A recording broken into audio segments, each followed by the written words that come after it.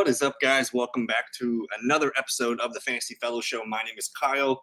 It's Friday, August 16th. We're going to be hanging out here for a little bit.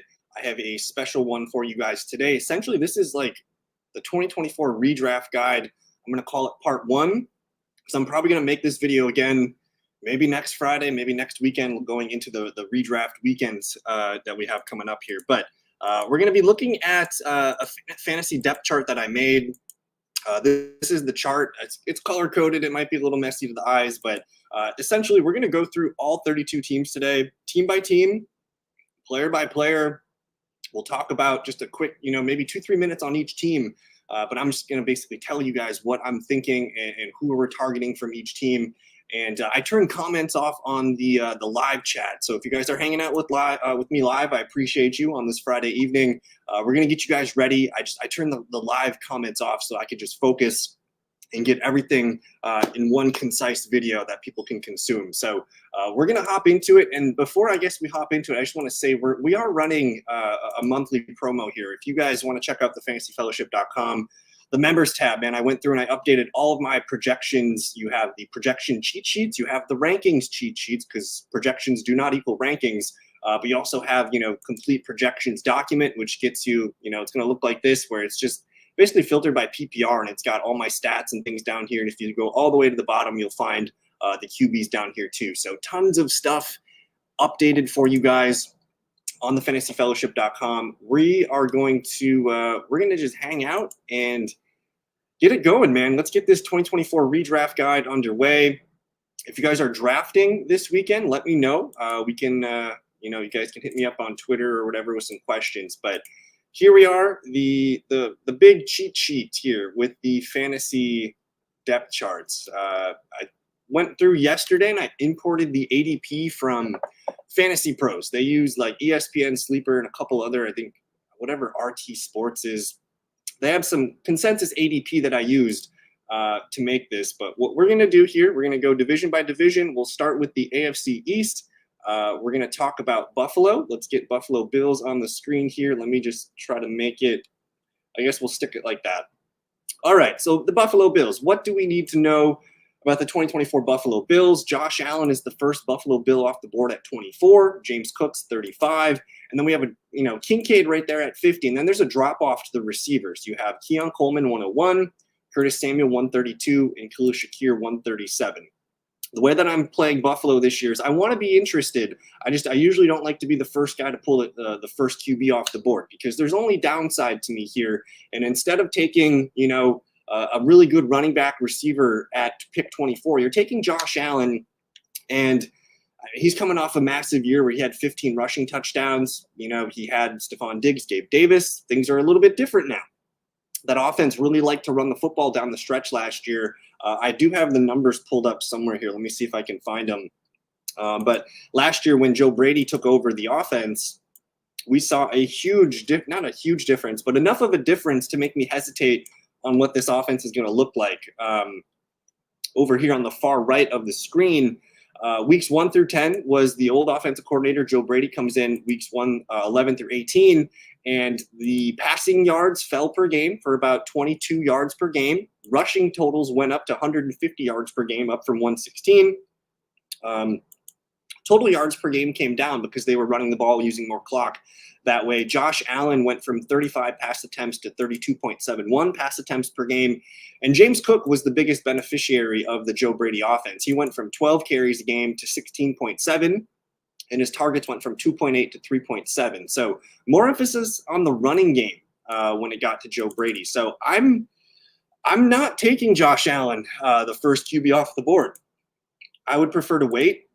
I think the way to play the Bills this year is to target James Cook, who I have as a top 5, top 10 option at running back.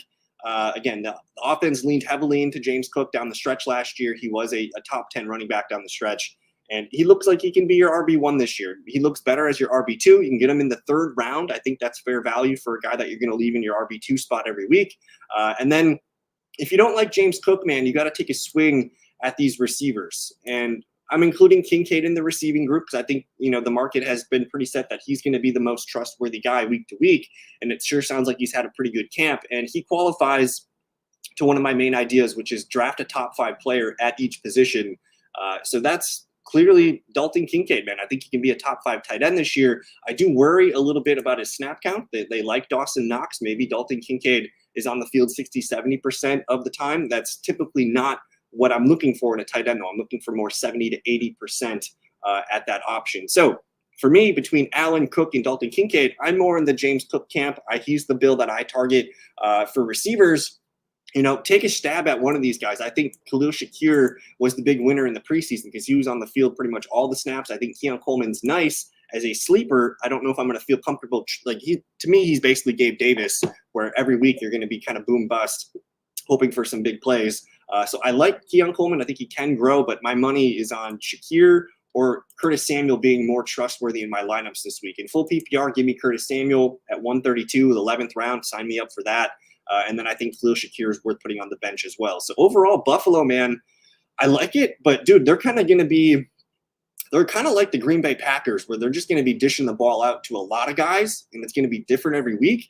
You could just say, yep, I'm convinced Josh Allen's the guy this year. I think he's going to run for a lot of touchdowns. And even if he's not QB1, I'm comfortable paying up for him. I'm okay with that. I like a little bit of the quarterbacks later. But I think Buffalo, to me, I'm in on James Cook. You can be in on Kincaid, maybe Josh Allen, and then I think the receivers are worth taking a shot. It's still a really good offense. I just think it's going to be really spread out, but my money, again, is on James Cook.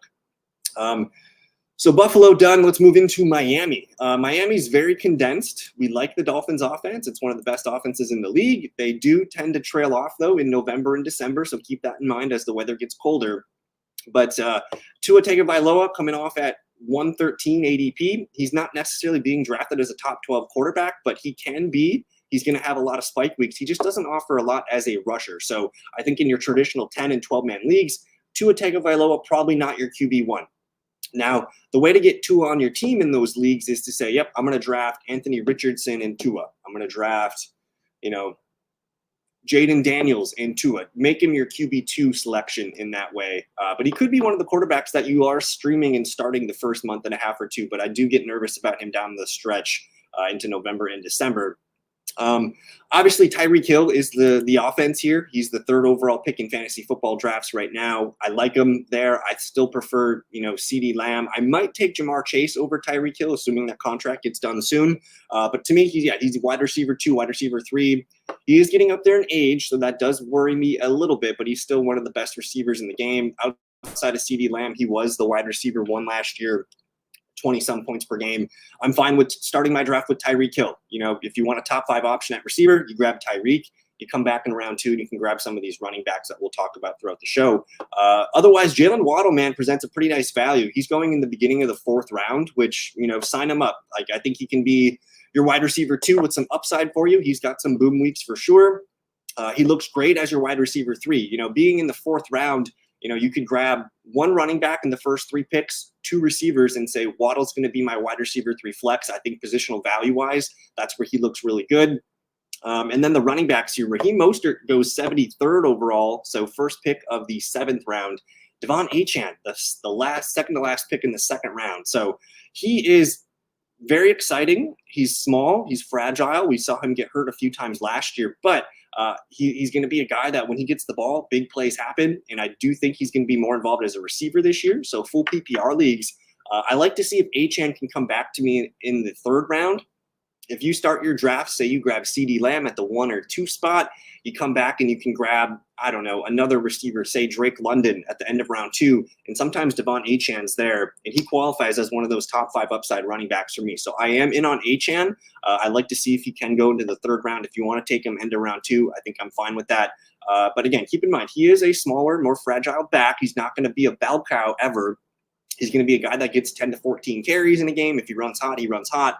But I do think that there's more for him in the passing game because he showed really nice metrics in the receiving game last year. But Raheem Mostert, man, if you want to draft, say you draft your James Cook round 3 or another running back ahead of that, and he's kind of your anchor, you can wait and get Raheem Mostert in the 7th round to start week 1 and say, yep, I'm just going to put Raheem Mostert in there as my RB2. He's healthy. He's ready to go. He's going to lead the team in carries every week that he's healthy. He put up an amazing season last year, but he is getting up there in age. So I do think Mostert while he does have RB2 upside to start the year, you got to worry about the long-term outlook for his season. And I think grabbing Raheem Mostert, you're going to want some other guys to pair with him, whether it's, Raheem Mostert in like a Chase Brown or a Jalen Warren, a type that you can kind of say, my RB2 is undecided for now, but I can kind of group them and make a committee at RB2. I think that can work out pretty well. And then don't sleep on Jalen Wright. I mean, the fragility of Mostert and Achane, these guys both won't stay healthy the whole year. That's going to open up an RB2 spot for Jalen Wright at some point this year. The really fun back out of Tennessee looked good in the preseason week 1. I'm sure we'll see him again this weekend in preseason. And, he can be one of your last picks on your bench. I think grabbing Jalen Wright makes a lot of sense. If you're nervous on Mostert and Achane getting hurt, well, then you should probably circle Jalen Wright and say, yep, he's a guy that I think I'm going to get some value from him, later in the year, and I'm going to be patient and hold on to him. Otherwise, with the Dolphins, we're not drafting Odell Beckham. I like Malik Washington, but it's probably too deep for a redraft league to grab him. He's a waiver wire option for you potentially at some point. And then Jonnu Smith, man, he's kind of like a tight end too. He did look really good for Atlanta last year in spurts. I'm excited about him, but the Dolphins just don't feature tight end enough. But he could be a guy, waiver wire, the first couple of weeks, we could be looking at a guy like Jonnu Smith off the waiver wire saying, yep, he's getting 6 targets a game, big playability. I think he could be a sleeper. But overall, Miami, yeah, I'm invested in, Hill, Waddle, Achane, Mostert, and I do think Jalen Wright's a really good bench stash late in the year. Moving on to the New England Patriots. If we want, guys, we can just cross off New England Patriots from our redraft teams this year. I think they're going to struggle all year. Jacoby Brissett didn't look great last night in the preseason game. They're going to start him for as long as he can. He's not a redraft candidate at all. I think if you play Superflex, maybe you grab him at the end of your team and say, yeah, he's my QB3 just in case of emergencies. Superflex leagues, I do think you could grab Drake May with one of your last picks and say, patience will be rewarded eventually. We saw him with a rushing touchdown last night. He does have athleticism to move the ball. He had a really nice big play down the field to Javon Baker.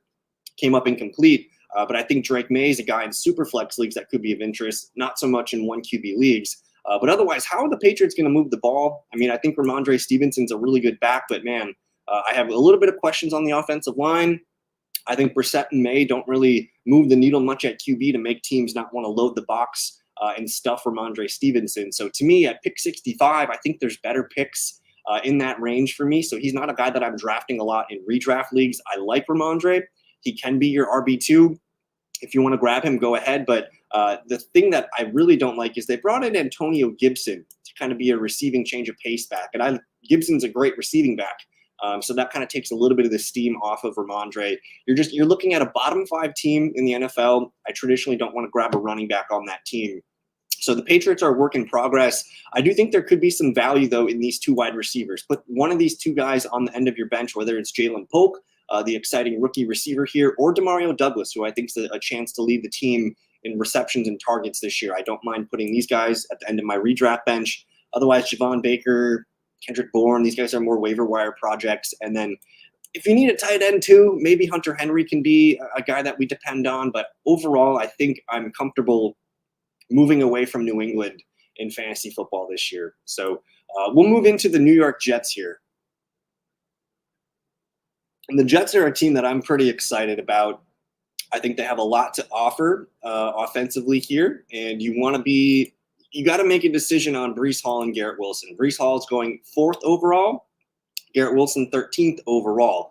If you have a top 5 pick, you're going to get a shot at Breece Hall. I think he is an excellent pick. And I actually moved Breece Hall ahead of Bijan Robinson in my projections and rankings this morning. Because I'm excited, man. I think he might be the best back in football right now.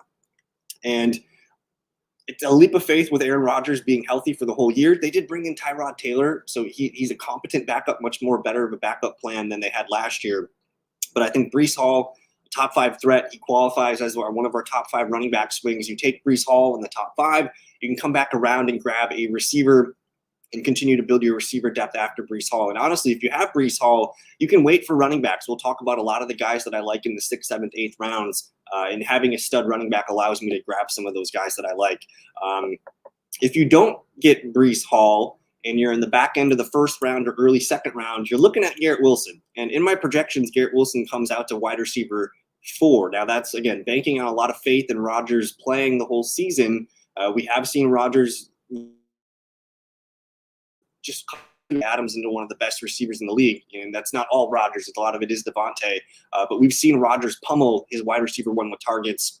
And I think, if you're up to pick at 12, you can grab, your Jonathan Taylor, Jahmyr Gibbs running back, and then just lock in Garrett Wilson as your wide receiver 1. I think he's guaranteed to be a top 10 receiver this season, but with some top 5 upside. So I'm all in on Garrett Wilson and Breece Hall.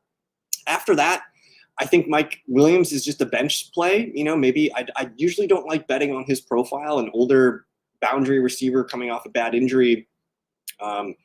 But it sounds like he's ahead of recovery and he's going to be on track for week 1. You can throw him on the end of your bench and he could be kind of a best ball kind of boomy play for you. Otherwise, Lazard, you can maybe take a shot on Corley late.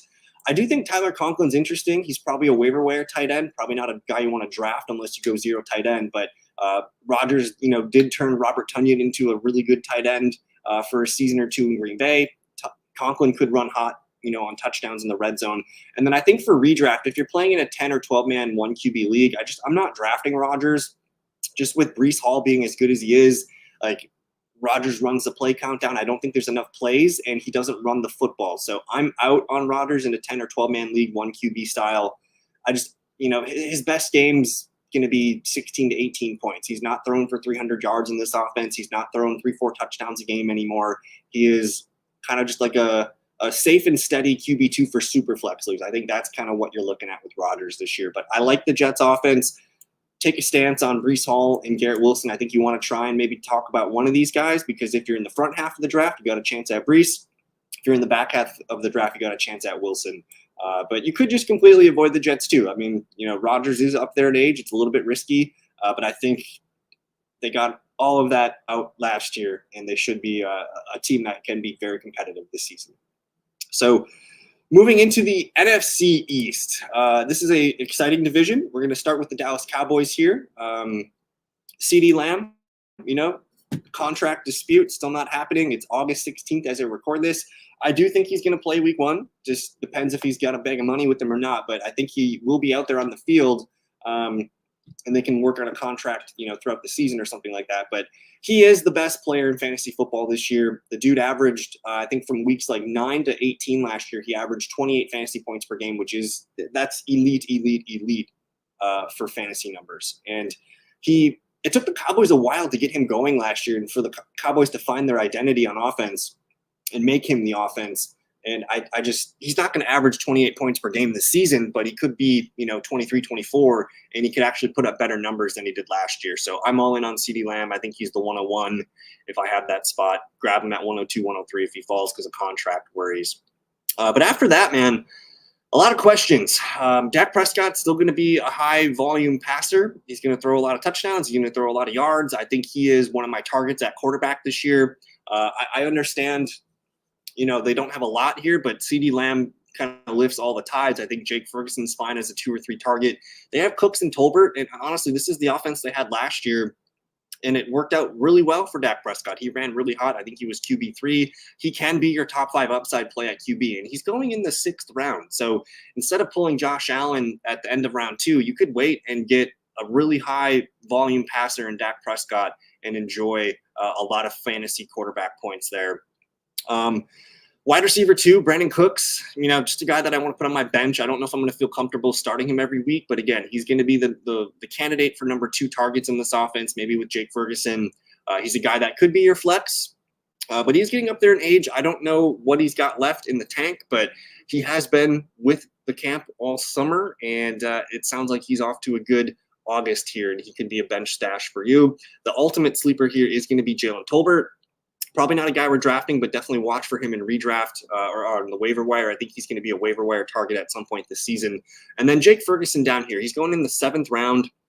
He's not an exciting tight end play, but he's safe and steady, reliable. If you miss out on some of the top 5, top 6 tight ends, Ferguson can be the guy you're looking for to just kind of fill your spot and just, I'm starting Ferguson every week. I'm going to, get 6 to 8 points as a floor. I'm going to have some spike games here and there.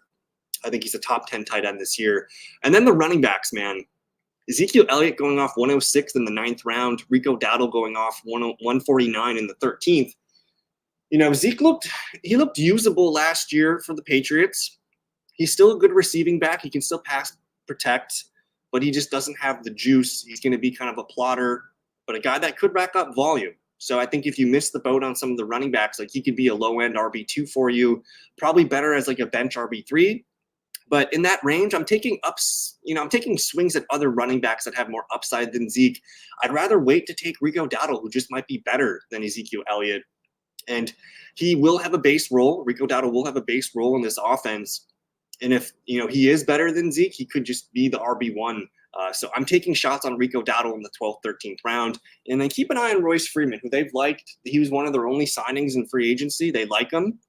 And he's going to get a chance to compete, and maybe he might just be better than Zeke too. So a lot to be figured out here in Dallas, but it's all CeeDee Lamb and Dak. That's kind of how I'm playing it. Let's move on to the New York Giants.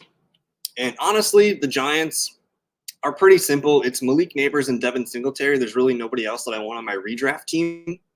And Malik Neighbors is that dude. I think he has a chance to be the rookie wide receiver 1 this year.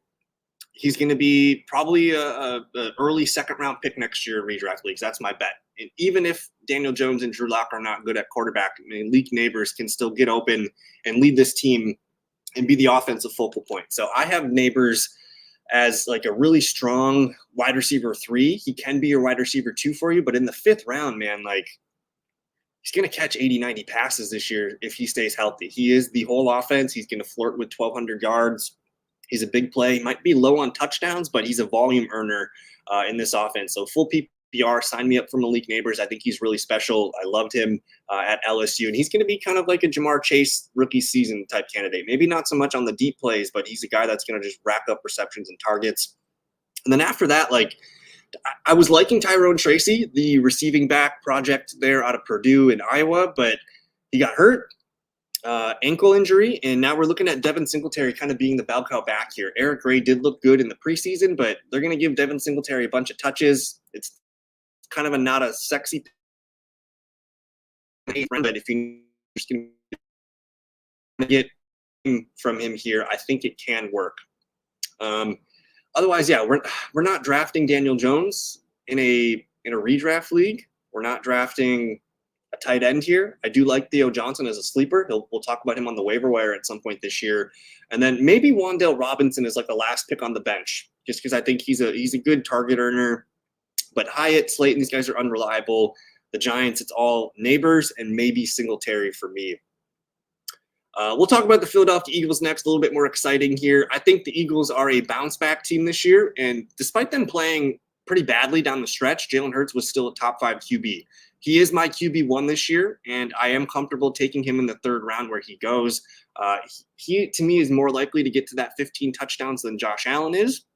And I really like his weapons, A.J. Brown, Devonta Smith, Saquon Barkley too, and Dallas Goedert. So I'm interested in Jalen Hurts. He's probably the earliest quarterback that I want to pull. I think he's rock solid. And even when the Eagles are bad, he still was good for fantasy. So take your Jalen Hurts if you want him. Saquon Barkley at 9 feels a little rich. I don't know if I can see it there, but just because of the goal line work potentially going to Jalen Hurts, you also don't really have a lot of passing attempts going to the running back in this offense. So I think Barkley is a really good player, but he's not the best player on the team anymore. Jalen Hurts is. A.J. Brown is.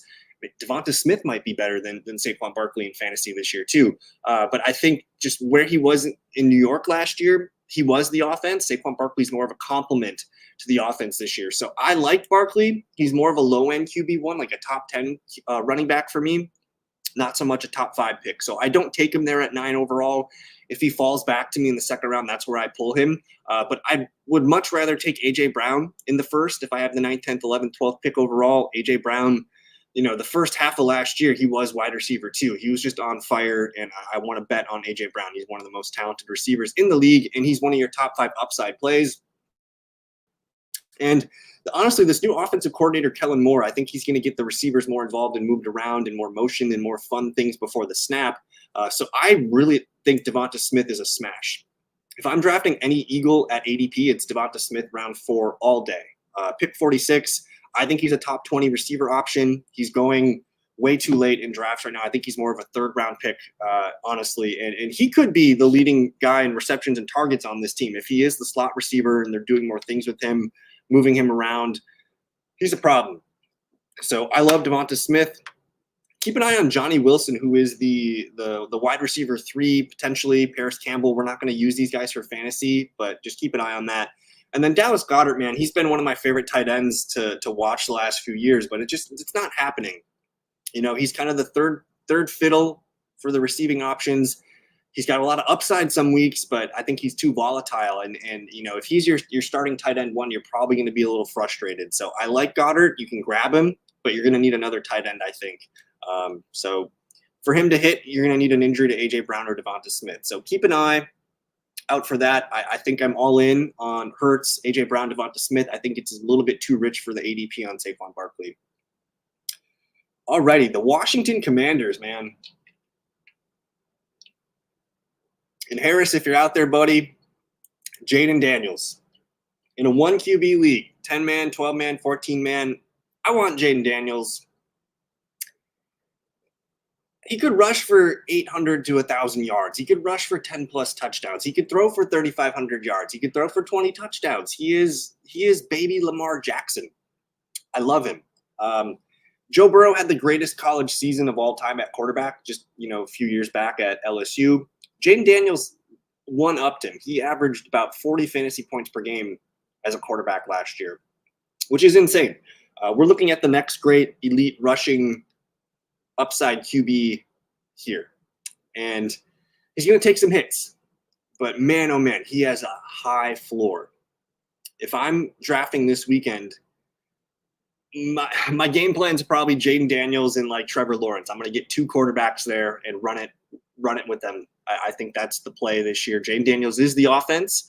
I do think I want Terry McLaurin as well as a receiver. If you don't get Jaden Daniels or any other Commanders, I think it's Terry McLaurin's year to really show that he's a top-end receiver in the league. He's been a top 25 guy for the last 4 seasons. He's been over 1,000 yards for 4 straight years. And his quarterbacks, man, have just been absolutely awful. This is his best shot this year to be a fantasy difference maker. So Terry McLaurin is a must-target for me. In the 7th round, like, come on, we're getting a wide receiver 2 potentially, and you can get him as your 3 or 4. So I love McLaurin here. I think he's the engine of the passing game. The running backs are interesting because you're going to see Brian Robinson and Austin Eckler rotate. Now, in the preseason game, they both got cracks at the red zone goal line offense. They put Brian Robinson in, but it didn't work out. Eckler went in and got a carry, and then the next play, Jaden Daniels ran it in. But I do think Eckler, in a full PPR league, I want Eckler. In a standard half PPR league, I think I'll lean Robinson. I think there's going to be a lot of rushing points potentially in this offense, but you're going to lose some touchdowns to Jaden Daniels. So, honestly, I think I'm out on Brian Robinson this year. For him to hit, it's going to take an Eckler injury. So I'm targeting Eckler. It is a little bit rich in ADP, though, at 85. That's a 8th round pick. As your RB2, RB3, I think it can work. But honestly, it's all coming up Terry McLaurin for me. It's coming up Jaden Daniels. If you wait for tight end, man, like Zach Ertz is the starting tight end week 1, and he's going to hold on to that job. He's back with Cliff Kingsbury. He's going to be the second target probably in this offense after Terry McLaurin. I think if you wanted to go 0 tight end, Zach Ertz is like the ultimate guy to just take with your last pick. And then it doesn't sound good for Jahan Dotson. I think he's the slot receiver, and they're opening up competition at the outside receiver spot between Diami Brown and Olamide Zaccheaus. You could put Jahan Dotson on the end of your bench there, but I think to me it's McLaurin, it's Daniels, and a couple of the other guys that we talked about. So AFC and NFC East are done. We're going on a half an hour, so this is going to take us a while here. I'm going to try and speed up the pace. And again, I'm going to be doing another version of this video next week. So we're going to keep pounding this out. Moving into the AFC North with Baltimore. I think Lamar Jackson is an excellent QB1 option for you. He's a top 5 QB, reigning MVP. End of the 3rd round, 4th round, like sign me up for Lamar Jackson. I'd rather take Lamar Jackson at 38 than Josh Allen at 24. I think he's in for a big season, and you got a big distraction back there in Derrick Henry. Lamar's still going to be throwing the ball and doing his things with his legs. I like Lamar. Derrick Henry in a full PPR league, I'm not interested. I think in a standard to half PPR, I'm up for him as my running back 1. In a PPR league, you'd have to be my RB2, which means I'm taking 2 running backs to start the draft. They gave like 15 touchdowns to Gus Edwards and Justice Hill last year. So it is doable for Henry, but I mean, he's getting up there in age. And round 2, I want younger upside. So I'm kind of out on Henry unless it's a standard or half PPR league. I want Zay Flowers on my team this year. 5th round, sign me up. He's a wide receiver 2-3. You can get him as your wide receiver 3 flex. That looks great. I'm not drafting Bateman, Aguilar, or Devontae Walker. I'm open to Mark Andrews at the end of the 4th round. It's going to be Flowers and Mark Andrews catching the ball. These are the 2 targets. They could each get 9-10 targets per game and be studs. I actually prefer Mark Andrews over guys like Travis Kelce and Sam Laporta. And then the guy to put maybe on the end of the bench is Isaiah Likely, because I think he's the wide receiver 3 this year in this offense. I think he's going to be the 3rd guy in targets and receptions. You're going to see more 2 tight end sets. And if Mark Andrews gets hurt, like Likely is a top 5, top 10 tight end. So Baltimore, I'm interested. We'll move on to the Cincinnati Bengals here. I love the Bengals offense. I think Joe Burrow is a nice dark horse MVP candidate, and he qualifies as one of those quarterbacks that I like to wait for. He's going at the end of the 5th round. He's got rushing upside, and he's got some of the best receivers to throw the ball to. And I think it's a big Cincinnati Bengals season this year. Jamar Chase, you're taking in the top 5. I know he's not he's not with the team. He's not practicing. He's waiting for that contract. He's going to be out there week 1 to earn his money. And I think I like starting my draft with Jamar Chase in the 1st round, getting a running back in the 2nd round. One of these years, we're going to get a career year out of Jamar Chase, and I don't want to miss it. He's my wide receiver 2 after CeeDee Lamb. Co-sign Jamar Chase. If you miss on Jamar Chase, I think T. Higgins is also an excellent option this year. This might be a career year out of T. Higgins. He has to stay healthy, and he has to put up numbers if he wants that contract with the Bengals or another team, because he's going to be a free agent next year and he's going to command a lot of money. So he's got his back against the wall. He's the type of the profile that I want to bet on. Ascending young talent that's going to get paid soon. He wants that contract. I'm taking T. Higgins as my wide receiver 3 at the end of the 5th, early 6th round. The running backs are interesting. I'm kind of comparing it to Najee Harris and Jalen Moore in backfield, where I expect Moss to lead the team in carries, but Chase Brown to be the 2-minute, 3rd down, change of pace back. He's more explosive, big playability. Moss is dependable. He's a good pass blocker, but he's not exciting. He did look good last year for the Colts. I think an 8th round pick, 7th, 8th round pick, it's fine. You can grab him and put him as your RB3. You could probably start him as your RB2 to start the year. I'm fine with Moss, but I think Chase Brown excites me a little bit more because he's 2-3 rounds later. And the camp reports have been really good for Chase Brown. I think he's an elite pass catching back. He just needs to prove that he can pass pro, and he's got home run ability. And then wide receiver 3, I think it's Andre Yoshivas. He's going to be the big slot receiver here. We'll keep an eye on Jermaine Burton. You can throw one of these 2 guys at the end of your bench in a redraft league because they're going to be on the field a lot. They run 3 wide receiver sets. But the tight end sleeper, for me, along with Zach Ertz, it's Mike Gesicki, who, last year he was the Patriots' leading slot player. And he's going to be put into the slot with Joe Burrow. We've seen Hayden Hurst and a couple other slappies at tight end play well in this offense.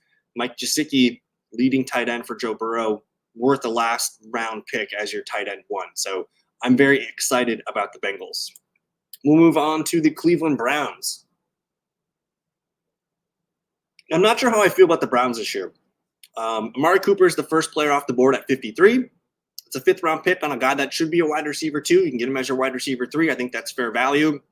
And what I like about the Browns is if Deshaun Watson's not good or if he gets hurt, they have Jameis Winston, so he can lift the passing game. So I'm not afraid to take Amari Cooper in the 5th round as my 3rd receiver.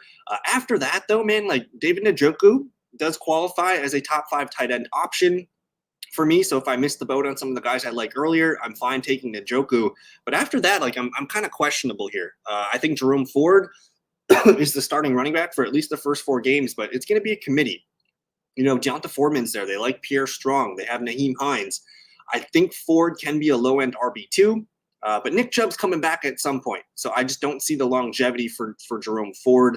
I like taking other players in his range. Give me Chase Brown, 3 picks ahead of Jerome Ford, stuff like that. And then I think for 1 QB, 10-man and 12-man leagues, if you wait for QB and say, yeah, I'm going to grab Jaden Daniels and Deshaun Watson or Trevor Lawrence and Deshaun Watson, Watson can still run the ball and be good for fantasy. But his top 10, top 12 days are probably done. But I wouldn't be surprised if he is startable in those formats. But I think for super flex leagues, that's where he looks good. Keep an eye on Nick Chubb, man. At 86 overall, that seems a little bit rich to me for a guy that's probably on the PUP list to start the year. We don't know what he's going to look like when he gets back. It's great that he can bench press a shit ton of. He can squat a ton of weight, but can he run and cut with that knee? Those are different things. Strength versus agility with that knee. Those are different. Those are different things. So I'm kind of worried about Chubb in the running game. I think it's Cooper Njoku, and then you can maybe take a deep shot on Jerry Jeudy, who's going pretty affordable in the 12th round. I'll take Jerry Jeudy here. The Pittsburgh Steelers, man, don't know who the quarterback's going to be. Russell Wilson, Justin Fields. I don't think it matters. We're not using either of these guys in a 1 QB league. You might try Justin Fields, but I think in Superflex leagues, that's where they become an interest. You can grab either one. I think Russell Wilson's going to start more games for the Steelers, so he's probably the guy. But when Justin Fields is the starting quarterback, like, we're going to be ranking him pretty high with his rushing upside. But for me, it's all about the running backs here. I think Najee Harris at 74 is fine as your RB2. Last year, we saw Arthur Smith, the new OC. He gave Bijan Robinson and Tyler Algier 400 total carries and over 100 targets. That's 500 touches to the running backs. That is the engine of this offense. They play great defense. They're going to run the ball, and they're going to take their shots with George Pickens. So I'm grabbing Najee Harris, but I like Jaylen Warren more. Jaylen Warren is the better back. Every advanced metric, everything is better with Jaylen Warren. Full PPR leagues, Jaylen Warren can be your RB2. He's a top 15 play at running back this year. He is my must draft running back this year that you're going to start every week as your running back 2 and feel pretty good about it. And the fact that you can get him as your RB3 is just silly. So he is the guy, but I do think Najee is a fine RB2 volume play. And then other than that, like George Pickens, man, good year last year, over 1,100 yards. If they don't get Brandon Ayuk, yeah, he can be your wide receiver 3. He can just be your flex. I do think they're going to throw to him more in the short and intermediate routes this year and expand his route tree. He's going to be boom bust, as he normally is, especially with the weakness at quarterback. But I think Pickens is worth a wide receiver 3 selection. We're not drafting Van, Calvin, or Roman Wilson. And then I'm nervous about Pat Freiermuth, guys. Arthur Smith had Kyle Pitts last year be tight end 13 in fantasy football. Pitts is more talented than Pat Freiermuth, guys. I mean, Jonnu Smith got involved. You're gonna see other tight ends involved in Pittsburgh. So I think Pat Freiermuth is going to be a headache. To me, it's the running backs, George Pickens, and then maybe the QBs in Superflex league. So I like the Steelers. Good defense. They're going to run the ball and play their football. Moving on to the NFC North. The Bears, man. Chicago is going to be a fun team to watch on TV this year. First player off the board is DJ Moore at pick 45. I think he's a wide receiver 3. He might be a little bit more volatile this year just with the added competition at targets. But he's still very good. They paid him a bunch of money. I like DJ Moore on my team. You want to get a piece of Chicago's offense, and he's pretty clickable in the 4th round of redraft leagues. The next player to go off the board is DeAndre Swift, who I think is a fine running back too, but I don't know if he leads the team in carries. I think he's a receiving back for sure, but why take DeAndre Swift when I can just get Jaylen Warren 20 picks later? That's the same profile, a receiving back in a lot of carries. Give me Jaylen Warren 20 picks later over DeAndre Swift. I think it's a reach on DeAndre Swift here in the early 6th round. There's other players that I like there, especially at the receivers and the tight ends and the quarterback position. So I'm kind of out on Swift here. I think he can be a running back too, like a top 20, top 24 option. But, when they get near the red zone, man, they're throwing the ball. Caleb Williams can run. I don't see a lot of touchdown upside for Swift. I don't mind taking shots on Khalil Herbert, who I think is the best running back on this team. And I'm very unsure on how the running attempts are going to be split here. So I'm kind of out on Swift. Keenan Allen at 69, 230-pound Keenan Allen at pick 69. We'll see. In a redraft league, I think he's kind of this year's Adam Thielen, where he could be great for a month or two, but he could fade out, and you see Rome Odunze take hold. I think in the 6th, 7th round, I'm drafting other players. And I'd rather have Odunze at 103 than Keenan Allen at 69. So Keenan Allen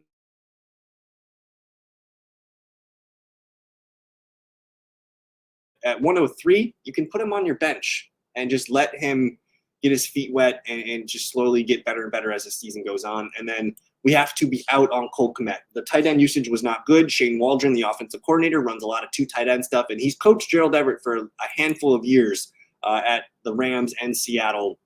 And it just doesn't look good for Cole Kmet. There's going to be a lot of rotation there. Again, they run a lot of 2 tight end stuff, so you're going to see Everett on the field, you're going to see a lot of plays with Keenan Allen and Odunze rotating. To me, it's DJ Moore. He's the one skill player I want on this team. Odunze late. And then Caleb Williams, honestly, I think you could wait for your QB1. Caleb Williams will be a top 10, top 12 option every week. He can run the ball. He's going to throw the ball a good amount. And I think I'm buying the hype. So we're in on Caleb Williams. You can make a duo of Caleb Williams and Brock Purdy, Caleb Williams and Trevor Lawrence, Caleb Williams and Jaden Daniels. I think that will be enough in one QB leagues. The Detroit Lions, a top 5 offense here. We're very excited about Detroit. The Jahmyr Gibbs injury has opened him up to be a little bit of a sliding value right now with that hamstring injury. We're still 2-3 weeks away from the regular season, and I'm drafting him in the second round all day. If I can start my draft with Garrett Wilson and Jahmyr Gibbs, I'm doing that.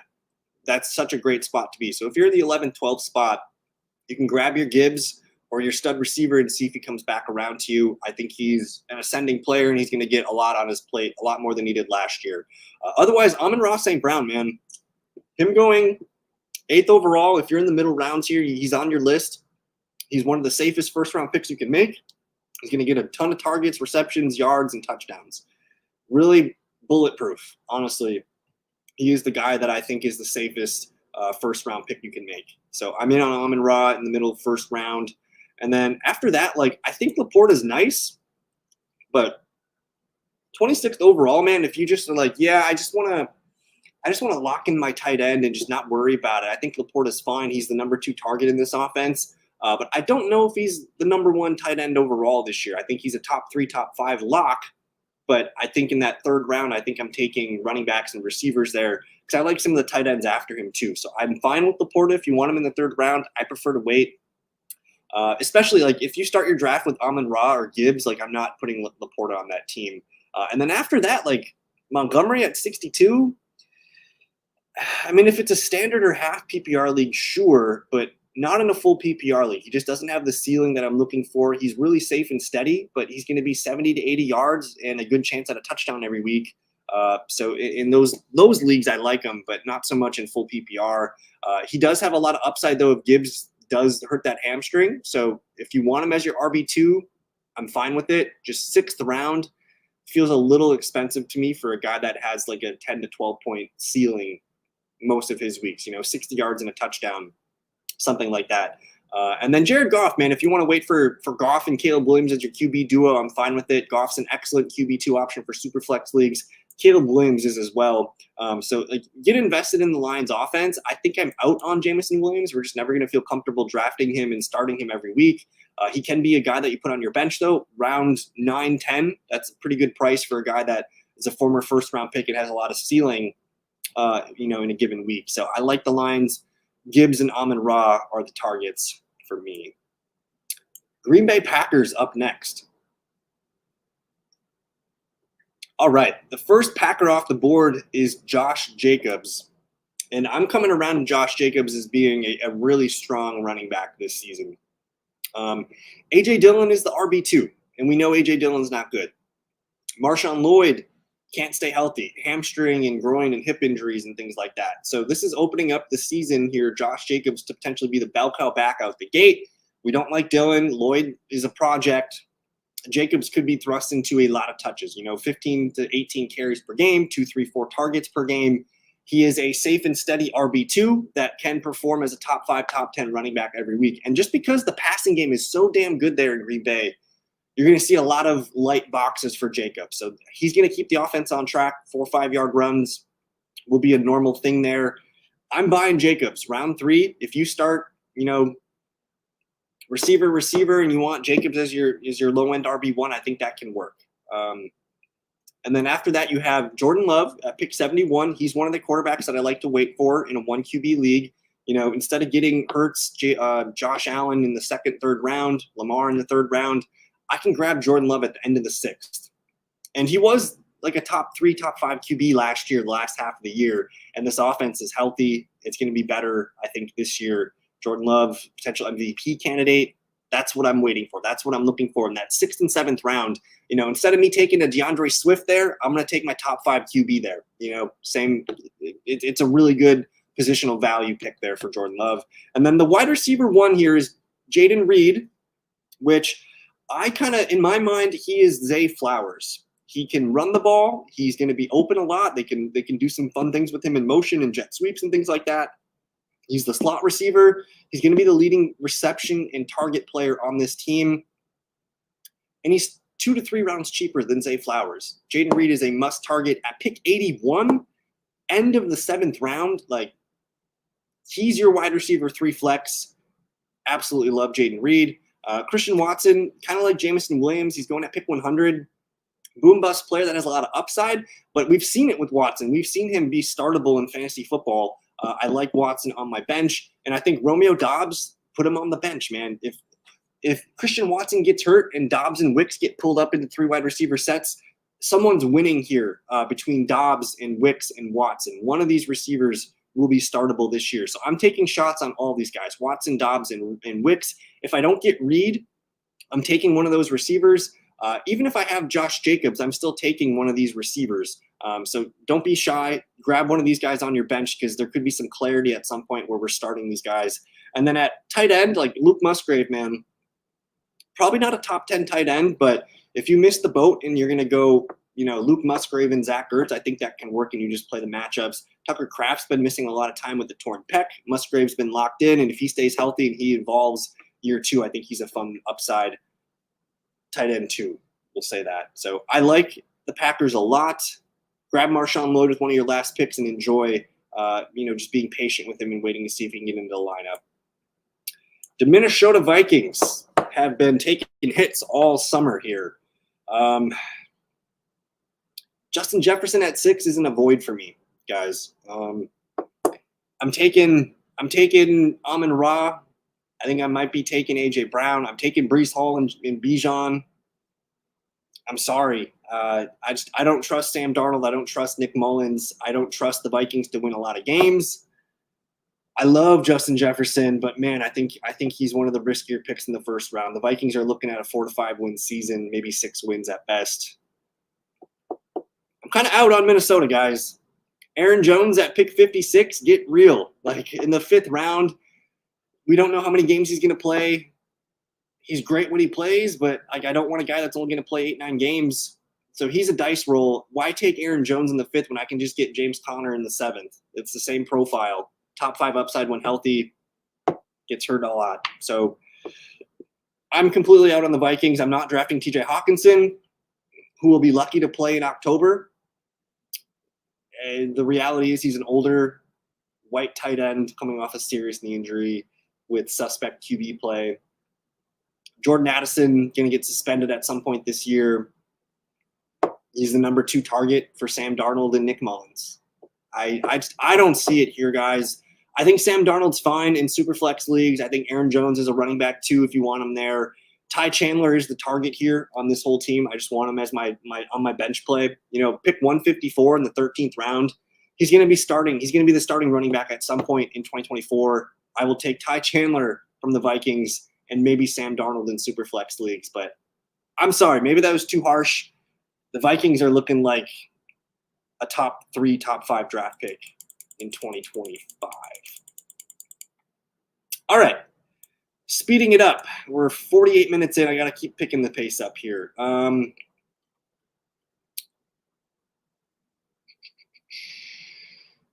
right. Houston Texans, AFC South. Let's go. The Texans are the most expensive team ADP-wise in fantasy football. There is not enough ball to go around for all of these guys to pay off at ADP. Joe Mixon at 40, Nico at 31, Diggs at 39, Tank Dell at 64. They have 4 players being drafted in the first 6 rounds. 1 or 2 of these guys will bust. Which one do we want to target? I think the easy thing to do is say I'm just going to take CJ Stroud because I think he's going to be awesome and he's going to be the whole thing for Houston. He goes at pick 49, which concerns me. I think there are better QB picks after Stroud. Dak, Burrow, Love, Anthony Richardson, Kyler Murray. CJ Stroud just doesn't run the ball enough. I think he's going to be an excellent passer this season, but you're getting the QB 7 or 8 this year is what you're getting, and you got to spend a 4th round pick on him, which I just don't like doing. I like Nico Collins. He's the one receiver that I like here as my wide receiver 2 or 3. In the third round, I want the big. He's kind of Mike Evans in this offense. I love Nico Collins at 31. I'm not drafting Stephon Diggs. He's kind of like Keenan Allen. People just don't know that he's old and he's declining yet. Sharp people do, but casuals don't. Let the casuals take Stephon Diggs. You wait for 64. In the 6th round, I'm taking Tank Dell instead of DeAndre Swift. I'm swinging for the fences here with Tank Dell. We saw him in the preseason game get a touchdown. He's an exciting big play receiver. Tank Dell is who you want over Stephon Diggs. If you want a running back, though, in the 4th round, Joe Mixon, man, he's going to get a lot of opportunities there. We saw Devin Singletary be a startable running back 2 last year in this offense. Joe Mixon is good, dependable, can do everything well. Mixon round 4 excites me. So as far as the Texans go, Mixon, I'm fine with round 4. Stroud, I don't want in the 4th round. Let him slide in. If he slides into the 5th round, fine. I'll pull the trigger there. But I don't see top 5 upside from Stroud. He'd have to throw for like 4,800 yards and 37 touchdowns for him to do that. And he's just not going to do that. So I'm sorry. I love the Texans, but they're the most overpriced team in fantasy football right now. Get your Mixon, get your Collins, get your Dell. Sorry, Dalton Schultz, but you're kind of 4th on the pecking order here. You're the 5th best player on the offense. He's the low-end tight end streamer this year. The Colts. First player off the board, Jonathan Taylor at 11. If Garrett Wilson or A.J. Brown aren't there, I'll take it. I'll take JT, but I want to get him on a comeback in round 2. If I can start my draft with Garrett Wilson, A.J. Brown, and get Jonathan Taylor round 2, I'm very much open to that. He doesn't have a lot of receiving upside, but man, oh man, he's going to get some really sick running abilities this year just with Anthony Richardson being healthy. So I like JT, but more of a top 10 back than a top 5 back. He'd have to run really hot on touchdowns to get there. The next player off the board is Michael Pittman Jr. with the Josh Downs injury. That opens him up and makes me like him. To me, he's more of a wide receiver 3, though. He's kind of overpriced. I think if he was in the 40s, I'd be interested in the 4th round. 3rd round, I'm taking some other players there, especially guys like, DK Metcalf, Nico Collins, Malik Neighbors even. I think Pittman's a little overpriced there. I'd rather wait. So, like Anthony Richardson at 51. I would rather take Richardson at 51 over Stroud at 49. Richardson is a bull in a china shop. He is going to rumble. Essentially, to me, he's Jalen Hurts from 2-3 years ago, his breakout season. Shane Steichen's offense. We're going to see Anthony Richardson run for double-digit touchdowns. Going to see him throw for about 3,500 yards, maybe 15 to 20 touchdowns. He is the rushing profile quarterback that I'm looking for, and I get it. We don't think he's a good passer, but we didn't think Jalen Hurts was. We didn't think Lamar Jackson was. He gets there on rushing, and he can figure it out as a thrower. So Richardson, JT, yes. Pittman, no. The rest of the offense I can pass on. Josh Downs I like as a deep sleeper, especially because he's injured with a high ankle sprain. So, it's a little bit of risk. He might miss week 1, week 2. But you can put him on the end of your bench, put him on your IR, and pick up somebody else. I think he's a slot receiver for them, so I like Downs. And then you can take a chance on A.D. Mitchell. He's a really fun project, but it might take a while for him to be trusty in starting lineups. So I like the Colts. We're not drafting a tight end off this team. I think you keep it simple. A-Rich, JT. You can try Pittman if he falls. That's about it. The Jaguars. This is one of the best priced offenses in the league right now. Travis Etienne at pick 17 is an excellent round 2 pick in a swing at a top 5 running back. He was a top 5 running back last year. Tank Bigsby is his RB2. Etienne's going to get 50, 60 catches. He's going to get the goal line work. He's going to get the 2-minute offense. He's a really good swing at a top 5 running back. Start your draft with Amon-Ra. Get Etienne in the 2nd and have some fun with your year. Etienne is the best offensive weapon on the Jaguars. Christian Kirk and Evan Ingram are the leading targets in this offense. Christian Kirk, kind of concerned about him maybe not being out there every two receiver set. I think he's kind of the locked-in slot player. So if he's only running 60, 70% of the snaps, that does concern me a little bit. He's more of a wide receiver 3 flex. For me, in the 70s and where he's being drafted, I'm taking other players over Kirk. I'd rather take Ingram in the 6th round. If you want to wait for tight end, Ingram led the team in receptions and targets last year. He's a top 5 option at tight end, and he's got no competition. He's locked in. I'm taking Ingram over Kirk.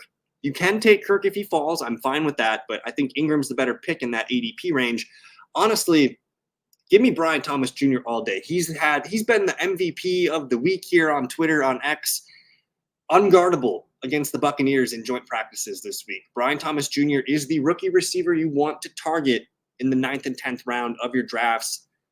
I think he's the real deal. I think he's going to be a wide receiver 3 flex for us at various points of the season. High upside player, big play guy. I'm excited about BTJ. And then Gabe Davis, man, you can throw him on the end of your bench. He's going to be on the field a lot. Gabe Davis is Gabe Davis, man. If you want to whip him out there, desperation flex, you can totally do that. And then keep an eye on Parker Washington, Devin Duvernay as the bench guys. But, dude, like, Trevor Lawrence, man, is way too cheap. 129 ADP. He was QB 12 last year, despite Christian Kirk getting down, Calvin Ridley being boom bust, despite ankle injuries and headaches and concussions, and just a lot of shit went wrong for Jacksonville. And Trevor Lawrence played well down the stretch, had some fantasy starts down there. And honestly, ETN ran really hot in the beginning of the year on touchdowns. That's going to be more balanced this year.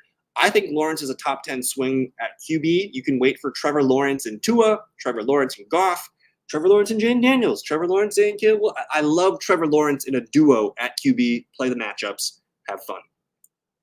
Tennessee Titans, man. I think this is an A-plus offseason for the Tennessee Titans, man. They brought in Tony Pollard. They brought in Calvin Ridley. They brought in Tyler Boyd, adding to DeAndre Hopkins and Tajay Spears. Pretty good group of, 5 skill players right there.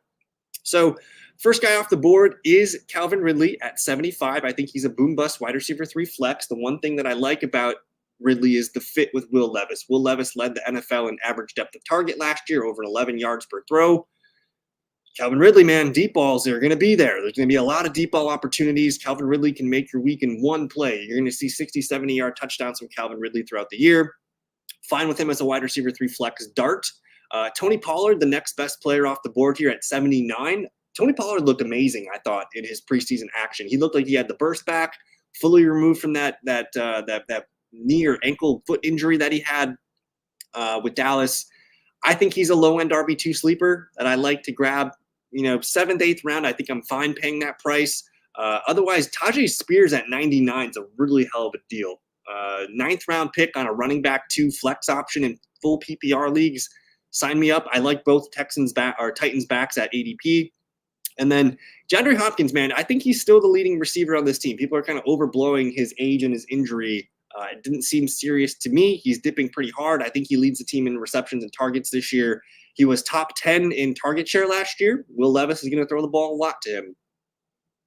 Tyler Boyd, 260. He's the wide receiver 3 slot guy. Traylon Burks, sleeper waiver wire guy. And then we're just out on Chido Okonkwo. They're not going to trust him to be an every down tight end. So Will Levis, though, for Superflex leagues, not in 1 QB leagues, but I think Will Levis can play, has some rushing upside, some really good receiving weapons, out of the backfield in his receivers. So I like the Titans offense this year.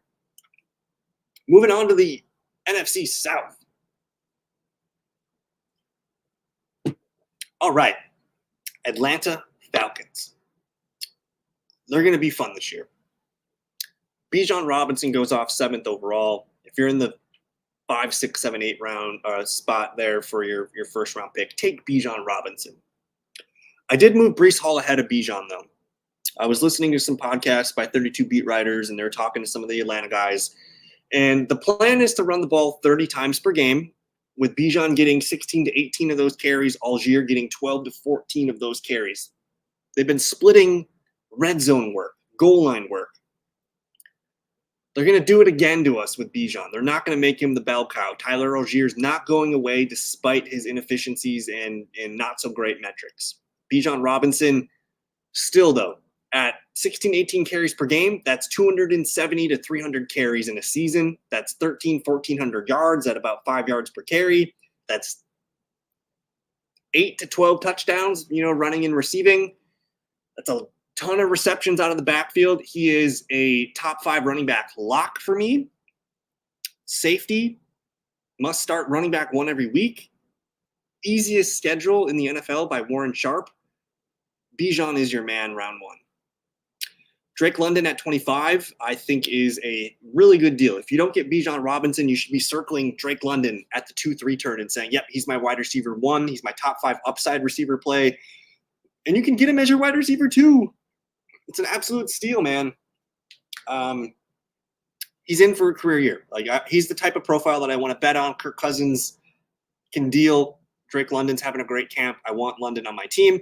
If you do not get Bijan or London, can I sell you that it is the year of Kyle Pitts? He is a candidate to be the tight end 1 overall. We saw Kirk Cousins throw TJ Hawkinson to the tight end 1 overall. And TJ Hawkinson's, he's not a great tight end, guys. TJ Hawkinson, he's a good tight end that can get open and he doesn't really do much after the catch. Kyle Pitts can do all of that and get yards after the catch.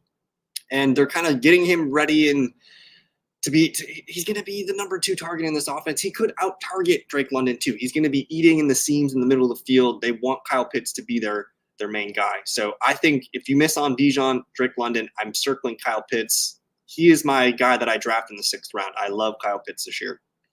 Darnell Mooney can throw at the end of your bench, wide receiver 5, that's fine. Ray McLeod's going to be the slot gadget guy.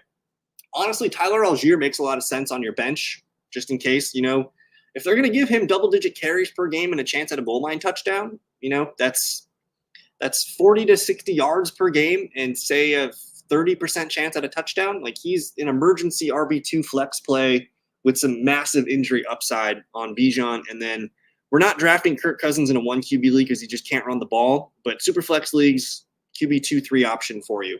Atlanta is going to be fun. It's going to be fun to watch Atlanta this year. Carolina Panthers, yeesh. Let's start with Jonathan Brooks, who's the earliest Panther being off the board here. He's missing the first 3 to 4 games. And then my big worry is this team's going to be lucky to win 5-6 games this year. Why would they give Jonathan Brooks 20 touches a game this season when they have Chuba Hubbard? Jonathan Brooks is on my do not draft list, round 7, 8. I don't want him.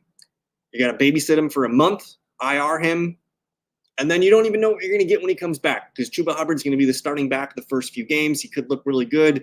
I don't think he's going to go away even when Brooks is healthy. I don't see a path to Jonathan Brooks getting 20 touches per game and paying off this ADP. I think he's going to be more trouble than he's worth. Give me Chuba Hubbard at 145 every day. You can start him week 1 as your RB2, and you can get him in the 11th, 12th round. It's insane. So get him on your bench, RB3, 4, whatever. Hubbard is a target for me. And then the only other guy I want on this team is Deontay Johnson, who is the clear lead target for me. He's dominated in ESPN's open score throughout his career. He's playing technically with the best quarterback he's ever played with. And I think Bryce Young's going to feature him and just pummel him with targets. So sign me up for Deontay Johnson, 130, 140 targets. In a full PPR league, that's 80 to 100 catches is on his plate this year. After that, I'm not drafting Thielen.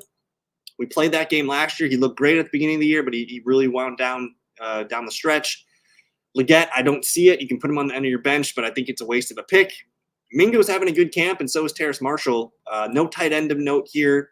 Miles Sanders might be of use to start the year, but honestly, it's Chuba, it's Deontay, and then I think Bryce Young's is a decent QB2 for super flex options, but probably your QB3. New Orleans Saints, man, not looking good for them this year. The offensive line is going to be one of the worst in the league. Kendre Miller's hurt. Rashid Shaheed went down today, too. I don't know the severity of that injury, but we'll see. So are we drafting Saints? Are we drafting Chris Olave at the end of round 2? I think he's fine as a wide receiver 2. I don't want him as my wide receiver 1. He's going to lead the team in targets. He's a baller. I love Chris Olave, but you have to take a leap of faith here with Derek Carr, and you're investing in a questionable offense. I like to see Olave come back to me in the 3rd if I can. 22, I'm fine with it. Alvin Kamara at pick 41, that seems way too rich for a guy that's in decline, but man, oh man, he's going to get pummeled with receptions and targets. He can be an RB2 for you. Jamal Williams, Kendre Miller, man, there's no competent backup there. Kamara is going to continue to lead the team in carries and get a ton of receptions as the number 2 target in this offense. I think he's fine as a 4th, 5th round pick if he's there. Rashid Shaheed is a nice bench target for you. A.T. Perry's not good. Taysom Hill. We got to talk about Taysom Hill, who I think is the third best player on this team after Kamara and Olave. Taysom Hill's going to run the ball. He's going to throw the ball. He's going to catch the ball. Might even punt the ball. We don't even know. Taysom Hill is the ultimate zero tight end option. If you miss at tight end, I'm taking Taysom Hill. I would rather start Taysom Hill over Dallas Goedert, Dalton Schultz, Pat Freiermuth. Give me those options where I can get a rushing touchdown or a passing touchdown or a receiving touchdown. He's my tight end 13 in full PPR league. I'm taking Taysom Hill as my tight end 2. Derek Carr is a solid QB 2-3 in Superflex leagues, but I'm kind of just very nervous about the Saints, man. They do not have a great offensive line. Derek Carr is Derek Carr. Kamara is getting older.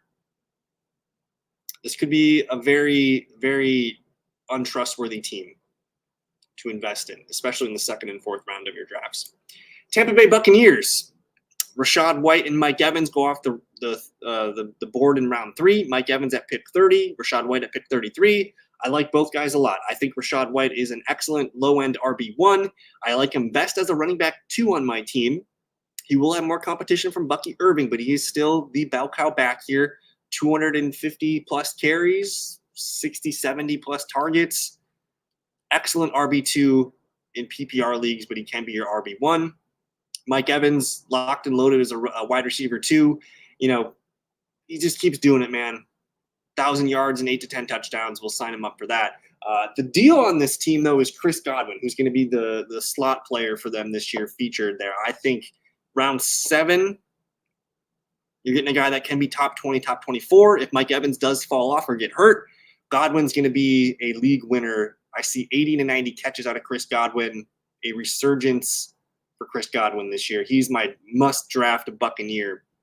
And then McMillan, man. Jalen McMillan, put him on the end of your bench, make him your last pick in a redraft league. He's a really exciting player. He's kind of got the locked-in wide receiver 3 role here. If anything happens to Evans or Godwin, he's going to be a startable asset. And then, honestly, Cade Otton's not a bad tight end 2 sleeper. Keep an eye on him. I think he's going to be involved. Not a lot of ceiling there. And then Baker Mayfield, not a QB1 option this year, but definitely a super flex QB 2 or 3 that I think has some good value. So I'm in on the Bucks. White, Evans, Godwin, and then Bucky Irving late. I want to put Bucky Irving on the end of my bench in a redraft league, make him one of your last picks. He's going to be involved. He can catch passes. He can run the ball. He's a poor man's Rachaad White. If anything happens to White, you got a guy that you can start in your lineups. All right, we're going on an hour and 8 minutes. My voice hurts. We're going to knock out the AFC and the NFC West. I'm probably going to go turbo mode here, guys. Broncos, Javonte Williams, Courtland Sutton, end of list. That's really it. Javonte Williams is a sweet value. In the 8th round, you're getting a running back 2, a top 15, top 20 running back. Going to lead the team in carries, lead the team in running back targets and receptions. Full year removed from his knee injury. Dropped a lot of weight. Bo Nix dump off city. Javonte, give me Breece Hall or Bijan Robinson in the 1st round. I'm going to grab Jalen Warren in the 6th. I'll reach for Javonte in the 7th and be done at running back. I can take some late shots late. But I love Javonte here. I have to sneeze. All right. Receivers, we can't trust him. I like Bo Nix. I think he's a QB3 option for Superflex leagues, but Courtland Sutton, the de facto wide receiver 1, he is the cheapest wide receiver 1 in fantasy football this year. Round 9, 10, fine. I'll put him as my wide receiver 3, 4 on the bench. It's not happening for Josh Reynolds, Tim Patrick, Marvin Mims, Troy Franklin. I'm not doing this again, guys. Greg Dulcich, we're not doing this again. You can put McLaughlin and Audric Estime on your bench, but these guys are not going to be bell cows. Estime is not going to catch the ball. McLaughlin's not going to run the ball. It's Javonte and Sutton, maybe Bo Nix in a super flex. The Kansas City Chiefs, this is the team. This is the team that you want to at least get one player from this year. Pat Mahomes. I would rather take Pat Mahomes 27th overall than Josh Allen 24th overall. It's going to be a big bounce back season for the Chiefs passing game. The guy that I want the most, though, probably Pacheco, round 2 as my running back 1. I think he's a top 5 play at running back, but definitely a top 10 back. We're talking Deneric Prince, Clyde Edwards, and a rugby player as his backups. It's going to be all Pacheco all the time. He's going to have the lightest boxes in the league, especially with Rashee Rice, Xavier Worthy, Hollywood Brown, and Travis Kelce on the field. Pacheco is a smash round 2 Absolutely love Pacheco. You can start Jamar Chase and Pacheco and have a pretty good time. Now at receiver, you need to get one. Even if you have Pacheco, I don't care. You got to get Rashee Rice or Xavier Worthy. I think Rashee Rice is not getting suspended this year. He is the biggest value at receiver right now. He should be being drafted in the 3rd and 4th round. You can get him in the 6th and 7th of your redraft league this weekend. Going to lead the team in receptions, targets, yards, and maybe touchdowns. Rashee Rice is a baller. Xavier Worthy, with Hollywood Brown injured, Worthy's going to be the wide receiver 2 to start the year. And he's going to be one of the rookies that you must target. If you can't get Worthy, Brian Thomas Jr., Ladd McConkey, Romo Dunze, a lot of guys there. But Worthy, you want on your bench. He might not be startable week 1. Let's see what he gets and what it looks like. But I think Worthy's going to be the deep ball threat that we've always wanted for Mahomes. They're going to manufacture touches for him. Put him on your bench as your 4 or 5. He's an 8th round pick. He could be a league-winning pick. He'd get you some really big spike games. I do think Marquise Hollywood Brown's interesting, but just on the bench, he's kind of a guy that's always gotten hurt. I'm kind of out on Hollywood Brown in redraft leagues. And then Kelsey, love Travis Kelsey, but pick 21. Come on, guys. What are we doing? The guy's 35 years old. His snap counts have been decreasing the last few years. They drafted a backup tight end. They brought in extra receivers. This is a big arrow pointing down for Kelsey. I'm not taking Kelsey at 21. Just not doing it. Don't do it. Rice, Worthy, Pacheco, Mahomes. That is the Chiefs' offense that I want this year.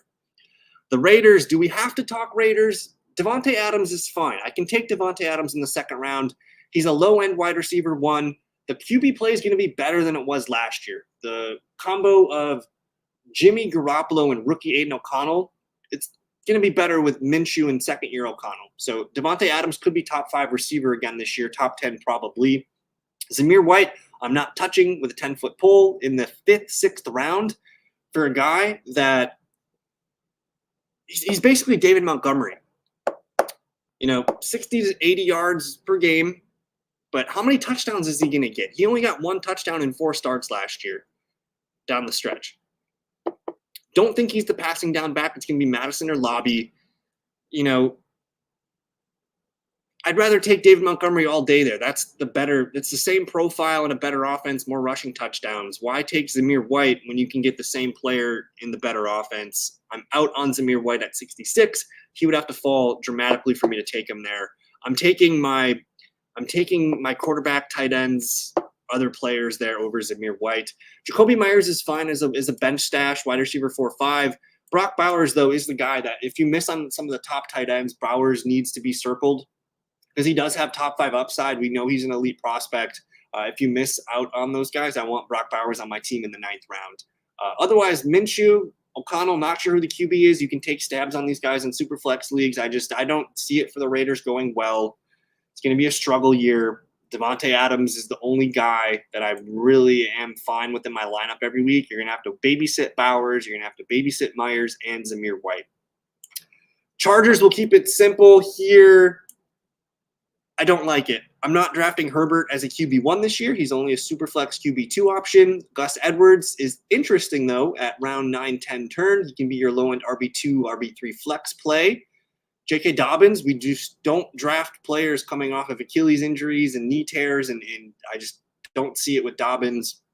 Jarrett Patterson is the guy to keep an eye on there as the RB2-3. Ladd McConkey is worth taking a shot on, but, why pay for Ladd McConkey in the 9th when you can get Josh Palmer in the 13th? I do have McConkey, though, on the list of rookie receivers that I want to target. If you like McConkey, you can grab him in the 9th, 10th round. He's probably going to lead the team in receptions, targets, and maybe yards and touchdowns. I like McConkey. He gets open. Herbert's going to like him. Palmer, though, is the value on this team. In the 13th round, put him on your bench. He could be the wide receiver 1 for this team. We're not taking Chark or Quentin Johnston, and then we're not taking a tight end here, Disley or Hayden Hurst. Just come on. We're not doing that. Honestly, you could just cross the Chargers off your list and redraft this year. I think they're going to be a run-heavy team. Gus Edwards is their best fantasy player this year. Maybe Ladd McConkey. Not happening for the Chargers this year, guys. We're going to finish up here with the AFC or the NFC West, and I like all these teams here, so a little bit more in depth here. The Arizona Cardinals, you want a Cardinal this year. It feels expensive to pay up for Marvin Harrison Jr., but you're getting a legendary prospect here who at worst is probably He's probably a top 12, top 15 receiver at worst. You have to pay the price for him. And the only way that I like to pay the price for him is if I go wide receiver start. If I get Amon-Ra and Marvin Harrison as my wide receiver 2, that's where he looks best. I don't really want to have him as my wide receiver 1 because he's still a rookie. The next best player off the board is Trey McBride, and he is the tight end that I'm targeting. Why take Kelsey at 21 or Laporta at 26 when I can get Trey McBride at the 4-5 turn? It just doesn't make sense to me. McBride could be the number 1 receiver on this team. He has a tremendous chemistry with Kyler Murray. He was a top 5, top 3 tight end down the stretch last year. Again, why take Kelsey or Laporta at the 2nd, 3rd round when you can just get McBride a round and a half later? I'm in on McBride at ADP. I think he's the best value here. I like James Conner, but not so much at 57, round 5. That's kind of a bit rich for me. I think he is a really good running back too, though, who could be a top 5, top 10 running back when he's healthy. I'm fine with James Conner, but it's a little bit rich of an ADP. I prefer, the receivers and McBride. And then Kyler Murray. If you just want to get somebody on the Cardinals, make it Kyler Murray because he's going to get everything. He's going to get passes to Conner and Benson. He's going to get Harrison, Wilson, Dortch, and McBride. Kyler Murray has, 500 to 600 yard rushing upside, 5 to 7 touchdowns. It's a Murray season for me. Again, why take Josh Allen at 24 when I can get Murray at the 6-7 turn? Murray is a quarterback candidate for me, top 5 upside at the position every week. I like the Cardinals, man. I think they're going to be bad on defense again, but they're going to be good for fantasy. The LA Rams, Kieran Williams, Puka Nacua go at 14th, 15th overall. I like Puka, but I like him as my wide receiver too. If I can get A.J. Brown and Puka Nacua, that's a great start to me. I don't feel great getting Puka as my wide receiver 1, although I think he can be, but I just don't think the gap's that big between Puka and Cooper Kupp. And Puka's hurt right now. I think Kupp's the best value Ram on this team at the 37th overall pick. You can get him at the 3-4 turn. He's going to return wide receiver 2 value, and you can get him as your wide receiver 3, which just feels a little too cheap. So Kupp is the target. I like Kieran Williams a lot. And if you're nervous about Kieran Williams, you're going to get hurt. He's injury prone. They brought in Blake Corum. You can plan for this, guys. You can draft Kieran Williams as your 1. You can grab a James Conner, a Kenneth Walker. You can grab another rock-solid RB2, and then your RB3 can be Javonte Williams, Jaylen Warren. You can plan for this. If you want Kieran Williams on your team, get 3 good guys because any week that Kieran Williams is healthy, we know he's top 5 upside.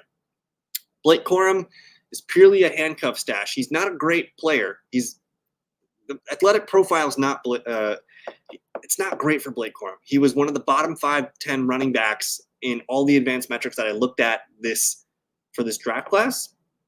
He played on the national championship team, one of the best offensive lines, one of the best defenses. I think he's a little bit more hype than real, but who knows? If Kieran Williams gets hurt, Blake Corum can be your league-winning back. He's worth putting on the end of your bench as your RB4-5, but until he gets his opportunity, he's going to be on your bench. Demarcus Robinson is the wide receiver 3. Last pick of your draft, I'm fine with it. Tight end is Colby Parkinson, sprinkles of Davis Allen. This is all Puka, Kupp, and Kieran. We know this offense. We know what's going to happen here. Matthew Stafford, not a QB1 for fantasy in 1 QB leagues, but super flex, I'm fine with it. Honestly, I like Kupp and Kieran Williams. I think those are the guys that I'm buying at ADP right now. The 49ers, the best and most efficient offense in fantasy football last year. All these guys are targets, except I am not drafting Christian McCaffrey this year, guys. The 101 is way too expensive for a guy that is 29 years old, coming off the most work he's ever had in a season. He's already got an injury. Coach is saying that they don't want to overtax him with work. 101 steep, guys. If you get him at the 102, 103, I'm okay with it. I'm taking CeeDee Lamb over McCaffrey every time at 101. And he's still the best running back in the league. That's what's crazy. So if you want to take McCaffrey, I won't talk you out of him. I'm taking CeeDee Lamb, Chase, and probably Tyreek over him. That's kind of just where I'm at. I might even just prefer Breece Hall and Bijan just because they're younger and more upside players, up and coming. So I like McCaffrey. Nervous about McCaffrey. I think the player you want on this team is Deebo Samuel, Brandon Ayuk, and George Kittle this year. If you're drafting this weekend, assume Brandon Ayuk's on the 49ers. You're going to get Debo and Ayuk going off in the third round. Both these guys are excellent wide receiver twos. They both have wide receiver 1 upside every week. Debo Samuel is a top 5 player when healthy. We just know he doesn't stay healthy. But these guys are elite receivers. They're going to be mainstays in your fantasy lineup. And then George Kittle at pick 54, though, feels a bit rich. I'd rather have Kyle Pitts, Evan Ingram after him, maybe even Dalton Kincaid. I think Kittle is a boom-bust player. He's still one of the best tight ends in the game.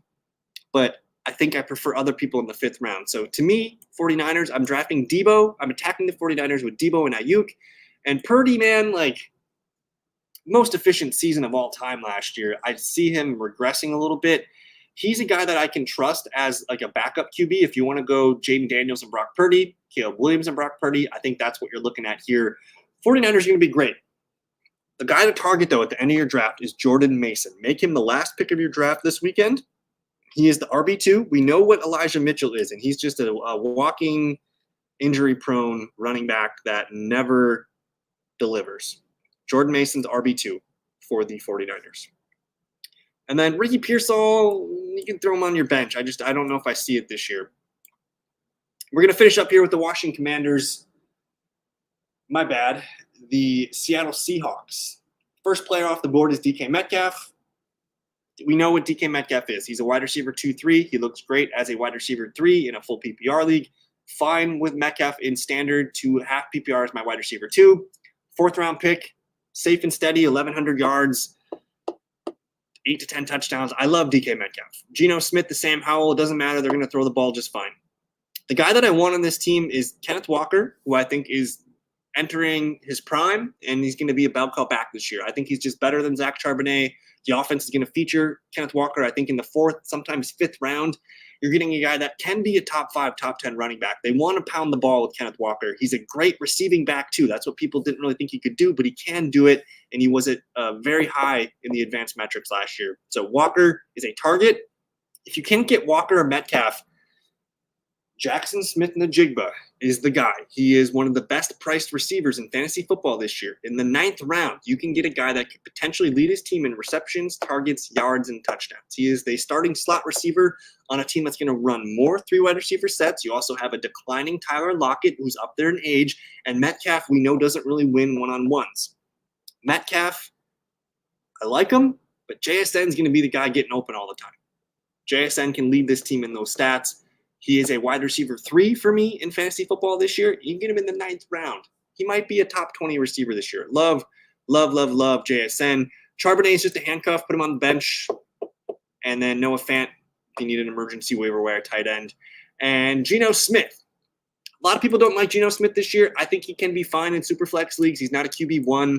I think he's fine as a QB2, 3 in Superflex. And then you can always draft Sam Howell too, but he's probably more of a waiver wire guy.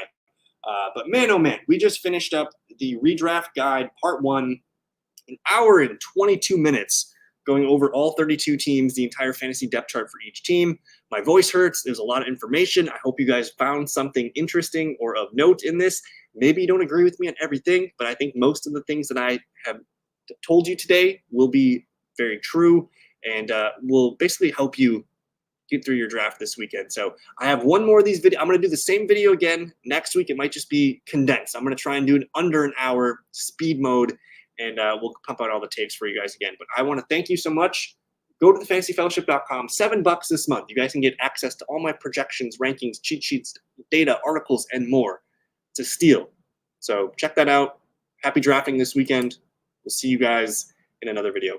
Peace.